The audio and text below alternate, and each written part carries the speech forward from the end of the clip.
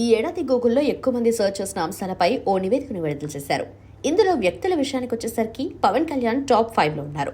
దేశవ్యాప్తంగా సెర్చింగ్లో పవన్ ఇలా టాప్లో ఉండటం చిన్న విషయం కాదు. ఈ ఏడాదంతా పవన్ కళ్యాణ్ వార్తల్లోనే ఉన్నారు. చంద్రబాబు అరెస్టు దగ్గర నుండి అన్ని పవన్ కళ్యాణ్ చుట్టూనే తిరుగుతున్నాయి. టీడీపీతో పొత్తులు ప్రకటించడం, ప్రచారం, ఎన్డీఏ కూటమిలో కీలక భాగస్వామిగా ఉండటం వరకు అనేక అంశాలపై Pawan centre of the topic అయ్యారు. ఇక ఏపీలో ఎన్డీఏ కూటమి గెలిచిన తర్వాత ఆయన రోల్పై చర్చ జరిగింది.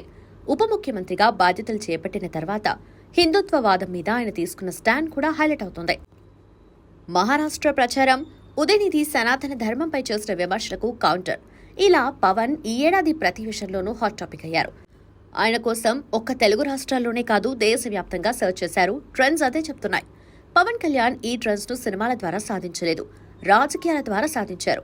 10 ఏళ్ల పాటు కష్టపడిన తర్వాత రాజకీయంగా వ్యూహాత్మకంగా తీసుకున్న నిర్ణయాలతో ఆయన తన భావజాలంతో నేషనల్ హాట్ టాపిక్ అయ్యారు.